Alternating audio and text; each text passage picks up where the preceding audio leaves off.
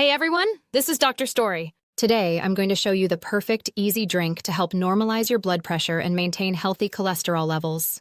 All you need is a glass of water, a clove of garlic, a lemon. Here's what to do.